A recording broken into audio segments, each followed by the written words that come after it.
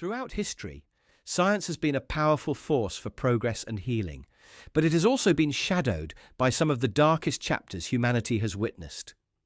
The image of the mad scientist might seem like mere fiction, yet real-life experiments have sometimes crossed terrifying ethical lines.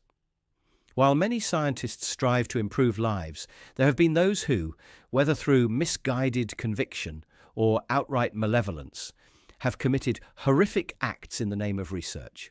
Some of these tragedies stem from ethical blind spots and dangerous lapses in judgment, driven by a belief that the ends justify the means.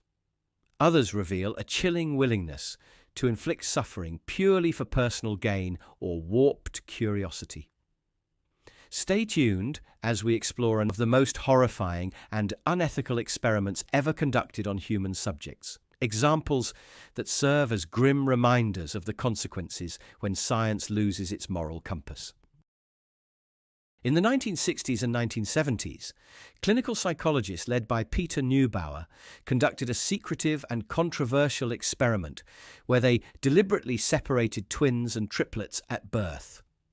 These siblings were placed into different adoptive families and raised as only children, completely unaware of their biological siblings.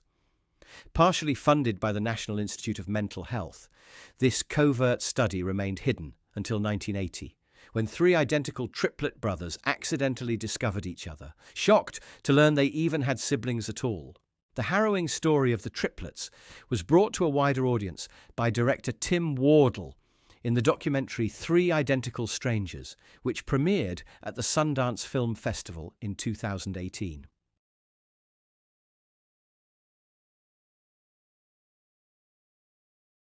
Nazi human experimentation refers to a series of unethical medical experiments conducted on prisoners in concentration camps, primarily between 1942 and 1945. At least 15,754 victims have been officially documented, men, women, and children of various nationalities, though the actual number is likely much higher. While many survived, roughly a quarter of those documented died as a result. Survivors were often left with lifelong physical and psychological trauma. Among the most notorious and horrific experiments in history were those conducted by Josef Mengele, an SS physician at Auschwitz during the Holocaust. Mengele relentlessly searched incoming trains for twins, using them for brutal experiments aimed at proving his twisted theories of Aryan racial superiority. Many of his subjects died under his cruel and inhumane procedures. He also collected the eyes of deceased victims, as documented by the US Holocaust Memorial Museum. The Nazi regime subjected prisoners to a range of barbaric tests, including experiments on infectious disease treatments and chemical warfare agents. Others were exposed to freezing temperatures or placed in low-pressure chambers for aviation research, according to the Jewish Virtual Library. Countless individuals endured forced sterilizations and other devastating procedures. One survivor, Ruth Elias, recounted in an oral history recorded by the Holocaust Museum how SS doctors tied off her breasts to observe how long it would take her baby to starve, ultimately administering a lethal morphine injection to end the child's suffering. While some of the doctors responsible were prosecuted as war criminals, Mengele managed to evade capture, fleeing to South America. He died alone and reportedly depressed in Brazil in 1979 from a heart attack.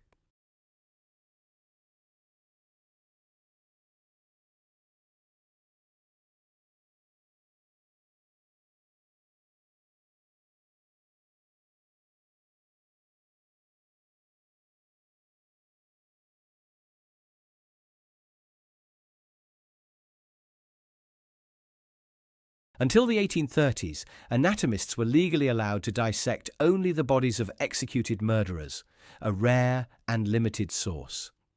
As a result, many turned to grave robbers to supply cadavers, or even resorted to grave robbing themselves.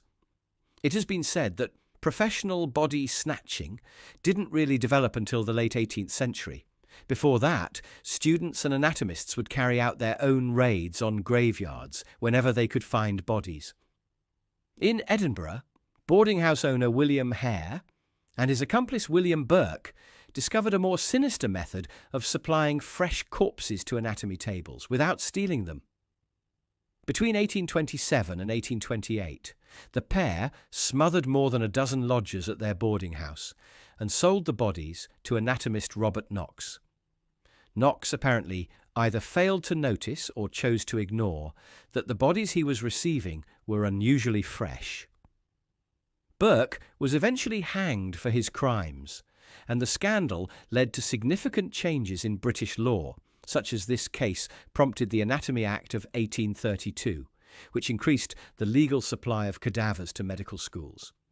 Apparently, if you died in an asylum or hospital without relatives or the means to pay for a funeral, your body would be made available for dissection.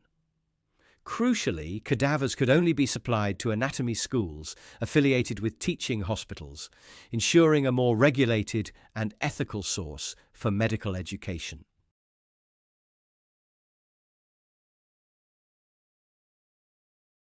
J. Marion Sims, often called the father of modern gynecology, built much of his reputation through experimental surgeries performed on enslaved women.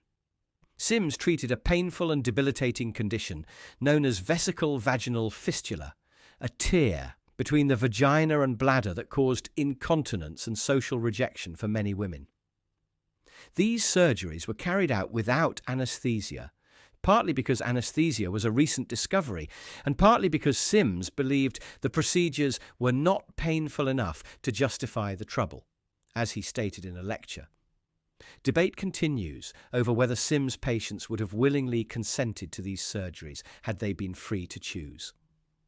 Nonetheless, Durenda Ojenuga, a social work professor at the University of Alabama, wrote in the Journal of Medical Ethics in 1993 that Sims exploited the institution of slavery to conduct human experimentation, which by any ethical standard is unacceptable.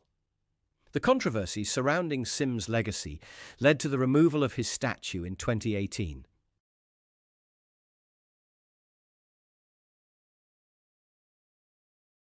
While many mistakenly believe that participants in the infamous Tuskegee study were deliberately infected with syphilis, that was not the case.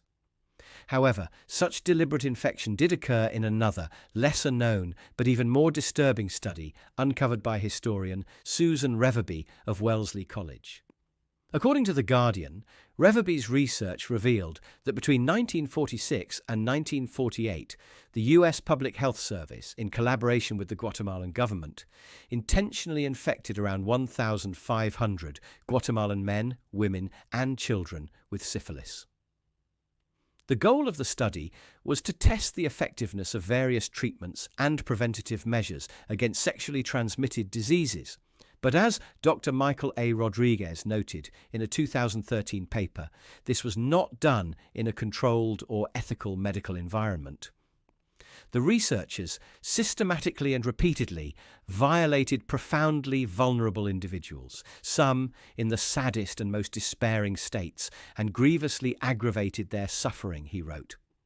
These infections were not minor procedures. They involved invasive and repeated exposure to the disease.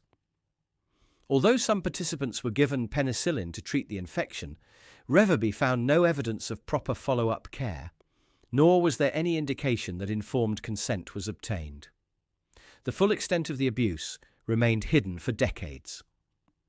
On October 1, 2010, U.S. Secretary of State Hillary Clinton and Health and Human Services Secretary Kathleen Sebelius issued a formal apology for the inhumane experiments. Don't forget to subscribe, and thanks for watching.